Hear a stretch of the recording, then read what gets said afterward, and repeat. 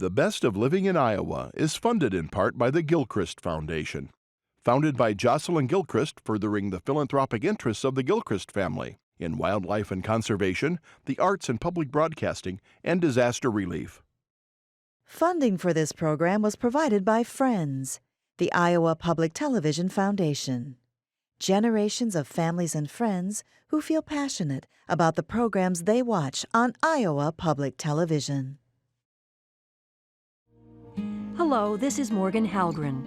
For 16 seasons, Living in Iowa told the tale of what it means to be uniquely Iowan. Tonight, we honor that spirit by bringing you another glimpse into our rich heritage with a few stories from our archives.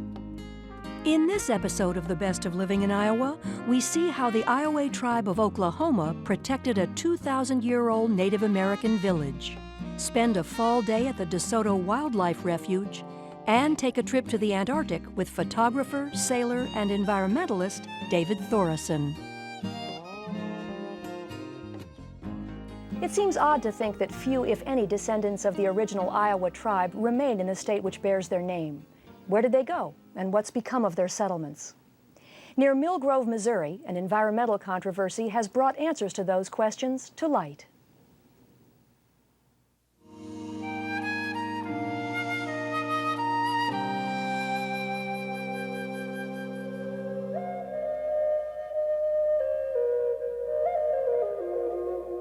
When we put our deceased members into the earth, the bodies will decompose naturally, become what we call one with the earth.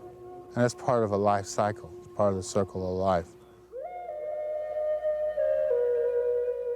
To Native Americans, death is part of the circle of life.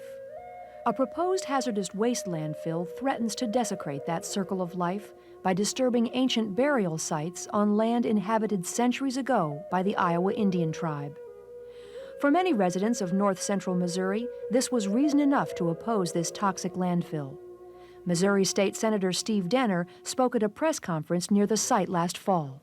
20 is I believe that it's a policy of the administration in this state, which is Department of Natural Resources and the governor's office, that they are perfectly willing to see this facility come into North Missouri to help balance out the overall income and outgo of hazardous waste and waste products in Missouri. And the federal government is saying to the states, you've got to balance your exports of waste versus your imports. Well, Senator Danner filed legislation for a one-time, non-binding referendum allowing the people of Mercer County to vote on the issue. That legislation passed overwhelmingly in the Missouri House and Senate, but was vetoed by the governor. And I said at that time that I thought that, the fix was in.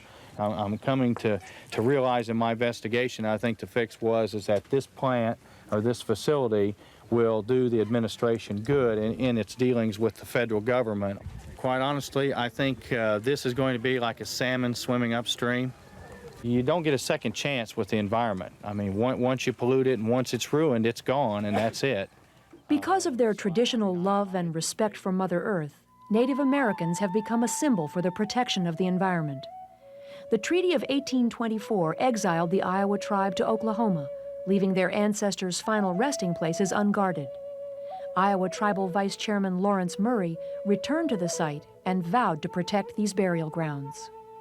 My people are ready to do what is necessary to keep our sacred grounds.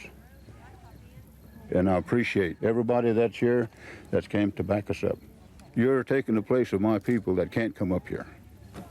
I came around this campfire last night and I seen the people sitting here. It was very touching to me. Michael Haney is the chairman of a grave protection committee representing the United Indian Nations of Oklahoma, comprised of 26 tribes, including the Iowa tribe. Haney invites everyone involved to participate in a tobacco burning ceremony. And come forward and take a piece of this tobacco.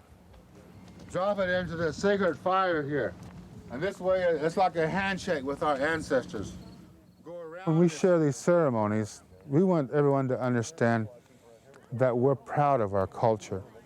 Everyone has their own way of worshiping the Creator. Our religion is a very natural one, is that respect your brother's vision. You'll never see the beaver going over to the otter and try to convert him to being a beaver. We don't try to manipulate the environment. We try to find our place in it and learn to live with the environment.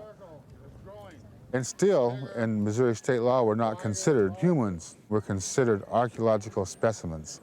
It'd be much like the way you'd feel if someone went to your grandmother's grave and robbed it for the gold in her teeth, or they cut off her fingers to take the wedding rings off and put it on display, or sold them in the black market. They say finders keepers. It's really a human rights violation. We were chased out of here 150 years ago, and now we're welcomed by the community. And I could see why people fought so hard to stay here. This is a beautiful country. To my right is land that was purchased by this company for the purposes of locating this huge waste site. We've got to prove beyond a reasonable doubt that there are evidences of historical or cultural resources in the area, and that's the reason why we're here today. Dale Hennings, an archaeologist from Decorah, Iowa, inspects a village site near the proposed landfill. An individual mound or a group of mounds might be protected using federal law, which I think then the states usually tighten up beyond federal law as a rule. In Iowa, they don't dig mounds anymore at all. Iowa was the first state to pass stricter laws to protect burial sites, and gave the state archaeologist the responsibility for investigating and preserving ancient human remains. Anyone who disturbs human remains over 150 years old is in violation of this law. Don Wanatee is a member of the Indian Advisory Committee, which assists when remains are uncovered. The American Indian today cannot understand why another culture would go in and desecrate and rob graves. We cannot understand it. In Missouri, Ed Arney tells the story of his fourth great-grandmother, who was a full-blooded Cherokee. Because her death was recorded in 1865, Ed's family was able to protect her final resting place. One of the last farmers told us that if we didn't move her, that he was going to plow her up. We went and seen a lawyer, and the lawyer said, "Don't think so." And we found out that we had the rights to put a tombstone on her grave, to fence her grave, and we have access in and out to her grave. When you're buried, you should rest in peace. Currently, the waste company is in the process of obtaining a landfill permit. An archaeological impact survey must still be completed to determine the cultural significance of the site. The final decision will most likely be determined in court. I feel like when we're here and we're singing and we're praying, the ancestors that are buried here are reminding us of our obligation to protect them. And sometimes when the wind blows here, I fantasize that I hear songs, and I can close my eyes and can be back there. And it's worth protecting. This land is worth fighting for.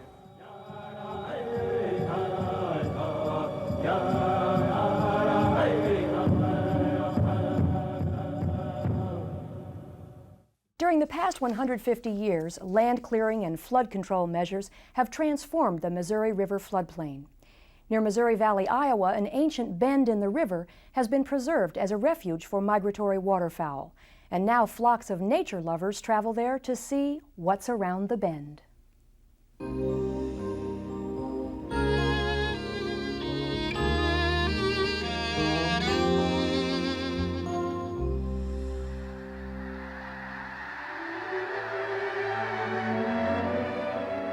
If you can get out and get lost into nature, it really helps. It's good for the soul.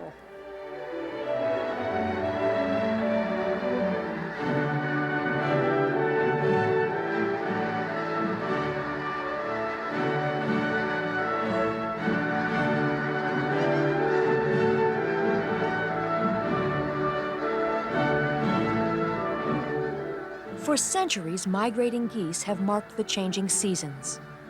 But to encounter nearly 500,000 snow geese as they begin to stir at dawn is a heavenly experience. From a distance, a familiar chorus heralds an angelic legion. And as they swirl above, white breasts reflect the golden morning rays. It's a phenomenal gift that nature offers every fall at the DeSoto National Wildlife Refuge on the Missouri River, 20 miles north of Omaha, Nebraska. It's a magical time. It's just amazing, the sound they make and the sight, and they're just beautiful birds to watch. And when you see 500,000 snow geese lift off the lake due to a bald eagle scaring them or whatever, they're really beautiful. Majestic concentrations of snow geese appear in mid-November, but weather and food supply determine the length of their stay. This group began its lengthy journey on the west bank of Hudson Bay in north-central Canada. The fall flight is leisurely as they stop at several points on their trip to the Gulf Coast. But in spring, the urge to reproduce motivates a speedy return to their breeding grounds, prompting them to bypass rest stops like DeSoto Wildlife Refuge. The snow geese will typically rest on the lake all night. They're safe from predators there. At sunrise, they start to become very restless, and they'll fly up and down the lake, and they'll either feed on the refuge or they might fly several hundred miles to find food. They'll usually stay gone until about 11, 12 o'clock, when they usually return to the refuge, rest up again, and they'll usually leave again around 1 or 2 and feed until dark, and then they all push back onto the refuge for the night. Humans have destroyed much of the natural waterfowl environment along the Missouri. So to the geese, the DeSoto Sanctuary must seem like a refueling oasis on the migration highway, where crops are planted for visitors and native residents alike. During the midday break, snow geese gathered directly in front of the elaborate viewing area at the visitor center, where you might meet Audubon member Ione Worthman, a refuge volunteer who shares information and her scope. I just love nature, and I think that we're losing so much of it that we need to work to save what we can. And so when I see a group like this, I just really get really inspired. It's amazing how they love to see the quantity of geese, but the minute you spot one of those bald eagles up there, everybody wants to see a bald eagle. Other migratory birds also linger around DeSoto Lake. As many as 120 bald eagles have been seen here, perched in the cottonwoods. Migrating along the Missouri River corridor, they get a bird's-eye view of a unique geological formation known as the Luss Hills. Stretching for 200 miles along Iowa's western border, the hills were formed thousands of years ago by wind-blown silt from the Missouri River Valley. Formations like these are found in only one other place in the world, China. Back at the Visitor Center, pioneer history awaits you in the Bertrand Museum. You'll be surprised by some of the things people took on their steamboat voyage from St. Louis to the gold mines of Montana. Lemonade, and you hardly picture a miner coming back at the end of the day and sipping on lemonade. The clothing that's on board is everyday clothing that would have been worn by people in 1865. We have examples of food as well. The quality and quantity of the artifacts are remarkable. The Bertrand was one of 400 steamboats that met disaster in the turbulent, snag-strewn Big Muddy. In 1865, the Bertrand sank and silted in so quickly that its 250-ton cargo was lost. The river channel had shifted so far that it took 100 years before 2 local treasure hunters found the Bertrand again on refuge land. The initial sorting took at least 3 years, 78,000 objects, which are associated with a period and very important for our understanding the frontier today. The Bertrand excavation site is just one of the stops on the Fall Auto Tour. Woods and grasslands enhance the 12 miles of road on the refuge, where if you're observant, you may see deer, pheasant, and maybe even a lone coyote. I had cars from Alaska and Indiana, Kentucky, Canada. They drive in here with their sad, tired faces on from a hard day's work, and when they pass me on the way out, they're all smiles.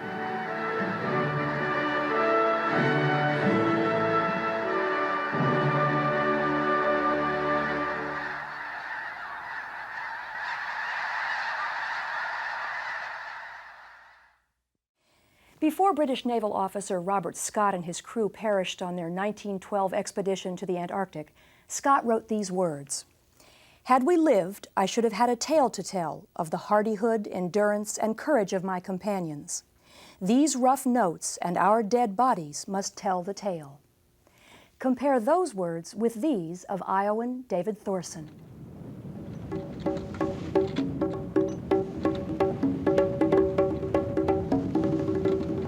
Today, when the wind was blowing and we were beating along with the spray kicking off the bow, I was in heaven. I feel at home on the sea and could continue this indefinitely. My home may be in Iowa, but it is yet weeks away, and for the time being, I am a sailor. That's the February 2nd, 1992 entry from David Thorson's journal.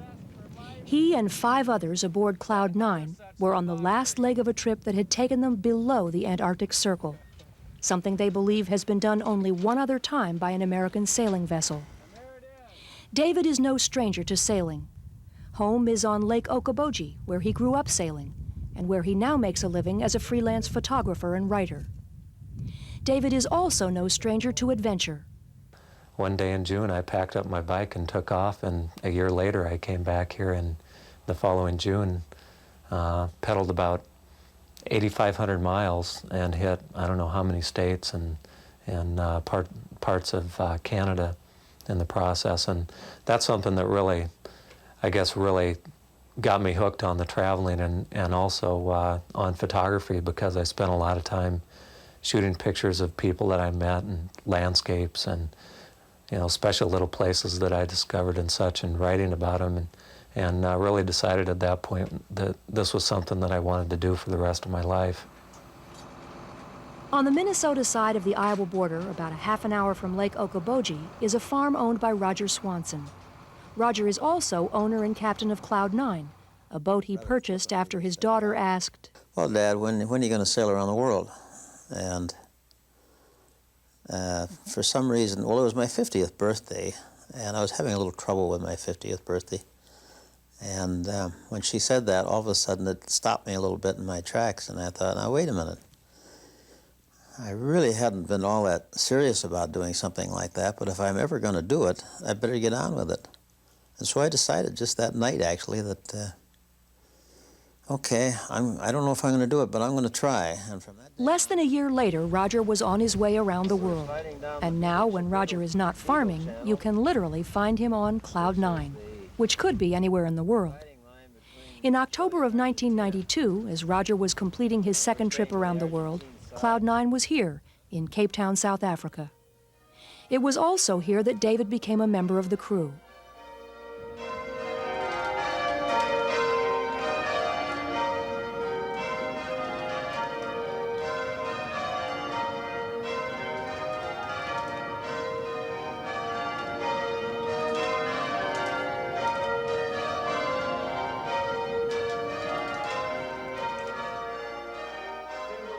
A week after David arrived in South Africa, under a clear blue sky, Cloud 9 set sail for Ushuaia, Argentina, in South America, some 6,000 miles away. Cloud 9 at this leg in her journey was carrying a crew of 6. Besides David and Roger, there was Jamie, a full-time sailor, Dale, a pharmacist from Minnesota, Carl, a mechanic from Zimbabwe, whose job was to help keep the engine on Cloud 9 working in case the winds quit, and Bill, a salesman from Kansas City. All had various degrees of sailing ability. Over the years, Roger believes he's had over 200 different people as crew members. experience is not as important as the attitude, the attitude that a person has toward people and life, and also being able to stand a fair amount of discomfort. Life on Cloud 9 is not a cruise ship. You would think that covering 6,000 miles in a sailboat would give one a chance to read that book that's been waiting for so long to be opened. According to David, that was a seldom-seen luxury. The shifts were 4 hours on, 8 hours off, and all duties were shared. Whether it was cooking, and over the top of that, we took some cream of chicken soup mix with a little bit of milk, a little bit of... standing watch, mending sails, or just general maintenance, the crew of Cloud 9 was busy. But there was still some time to reflect and enjoy a sunset or a rare shower. On November 16th, David made this entry in his journal. Clothing, cleaning, personal time. There's time for all, but not a lot, and it must be spent fairly wisely. Eating somehow becomes very important. It's instinct. Communication takes place around the dinner table. We talk as we can about all topics, usually lightheartedly, as an argument could create waves. Bad pun. In the Atlantic Ocean, a squall can blow in out of nowhere, or you can sit for days with no wind at all. Cloud 9 was lucky on her crossing and logged a couple of 200-mile days. 200 miles doesn't seem like a long ways, but to just have the wind blow and to be able to travel 200 miles doing that was a pretty exhilarating feeling. And the distance made good for the last 24 hours is 216.3 miles, which is an all-time record for Cloud 9. We don't see any ships, and there are no radar blips, 'cause there's no one out here for miles. We all have RC hair, but we don't really care. Each wears it in his favorite style. Home, home on the 37 days and 6,000 miles later, land, South America, was sighted. Sunday, December 8th. Land ho! We saw Tierra del Fuego today, or the Land of Fire. We also saw some Magellan penguins swimming, a sure sign of land. We also saw some big chunks of styrofoam floating, a sure sign of man. In Ushuaia, Argentina, the world's southernmost city, Cloud 9 dropped anchor. A man in a small boat hurriedly rowed out and told them they would have to move. It seems they had anchored in the flight path of the local airport, and the height of the mast was cause for concern. Jamie had broken her arm after almost being thrown overboard, so she, along with Carl and Dale, left the crew. Joining the crew were John, a South Dakota rancher, Sherry, a flight attendant from Seattle, and Dick, a boyhood friend of Roger's from Minnesota. To prepare for the next leg of the trip, supplies were stored, the bottom of the boat cleaned, and time was spent with old and new friends going over charts and sharing tales of the sea. While 37 days at sea would be adventure enough for most, the crew of Cloud 9 wasn't done yet. They were soon underway through the Beagle Canal, where glaciers reached for the sea, leaving the relative warmth of the Atlantic for the cold chill of the Antarctic. Monday, January 13th. Cape Horn and the Drake Passage wasted little time in rearing back its ugly head and spitting at us. Southerly winds, of course. Of all the wind schemes to get, we get an icy cold headwind from Antarctica. I'm anxious, excited, scared, somewhat enjoying this in a bizarre way. You definitely know that you are alive out here. Every sensation and emotion is felt, experienced in a short duration of time. Many thousands of sailors have died in these waters. I keep thinking of so many things, mostly home, warm fires, family, and good friends. Wake up, David. Reality is the Drake Passage. 5 days later, about 100 miles from the Antarctic Circle, there was a great deal of excitement. The crew had spotted their first iceberg. As they sailed further south and the number of icebergs increased, excitement was replaced with tension. Small chunks of ice known as bergy bits were far more dangerous than the icebergs from which they came. A bergy bit could punch a hole in Cloud 9's fiberglass hull, sending it to the bottom.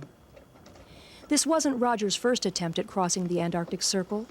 It was ice that stopped him when he tried in 1988, and it looked like it might stop him again on this attempt. At one point in their journey south, the crew of Cloud 9 found themselves surrounded by icebergs and ice. If the wind had come up, the results would have been disastrous. A hasty retreat north and west to the open sea cleared them of the ice and took them out of immediate danger. A final attempt to sail south on January 20th pushed Cloud 9 over that imaginary line known as the Antarctic Circle, where few others had sailed. Hey, what do we say? Hallelujah, we just did it. Hooray. As you can see, our conditions are wonderful. We have a nice stiff breeze off the beam. Temperatures hovering right around 29. And we've got well over 90% relative humidity, which makes a nice biting cold that seeps right through those clothes. So all you people in warm little Never Never Land, hope you're enjoying this, because we're freezing. While the weather at the Circle wasn't great, it was about to get a whole lot worse. As Cloud 9 turned north towards home, it also turned into some of the nastiest weather the Antarctic could throw at her. Palmer Station, a U.S. research station in Antarctica, was about 50 miles away, but it might as well have been 50,000. Roger, we're about 50 miles west of you, but having heavy sleet, rain, snow combination, visibility so bad that we're hove to, waiting for an improvement. Thursday, January 23rd. I am scared. I do not scare easily, but this situation with the ice all over the place is downright horrible and frightening. I've never felt fear like I've felt fear in the past 48 hours. These huge ice kingdoms can be your friends on calm days, shimmering like a city of angels, or chill you to the bone with the face of the devil in a storm. This is now survival sailing, and death has crossed my mind a few times. For 72 hours, Cloud 9 fought a storm packed with high winds up to 70 miles per hour, snow and sleet. Finally, the weather broke, enough so at least that Palmer Station could be reached. The bruise on Sherry's eye, the blisters on Roger's hands, and the exhaustion that showed on all their faces told the story of what they had just been through. Palmer Station did more than just offer a safe port in a storm. It offered the crew of Cloud 9 a chance, regardless of how remote, to touch civilization again. It also offered a chance to experience some of the wildlife, not only at the Penguin Pub, but also out on some of the surrounding glaciers and islands.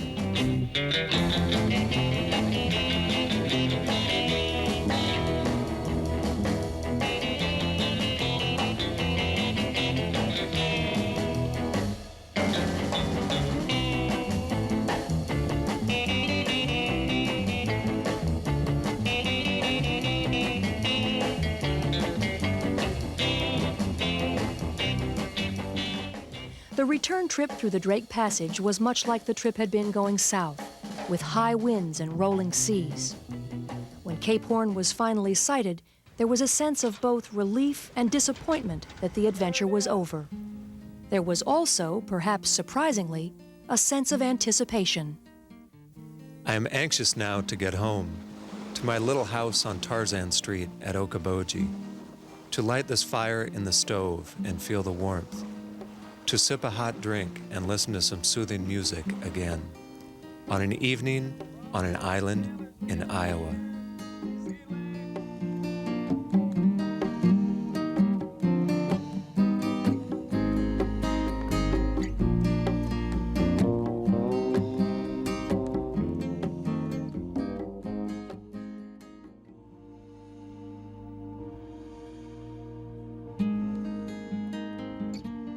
The Best of Living in Iowa is funded in part by the Gilchrist Foundation. Founded by Jocelyn Gilchrist, furthering the philanthropic interests of the Gilchrist family in wildlife and conservation, the arts and public broadcasting, and disaster relief. Funding for this program was provided by Friends, the Iowa Public Television Foundation. Generations of families and friends who feel passionate about the programs they watch on Iowa Public Television.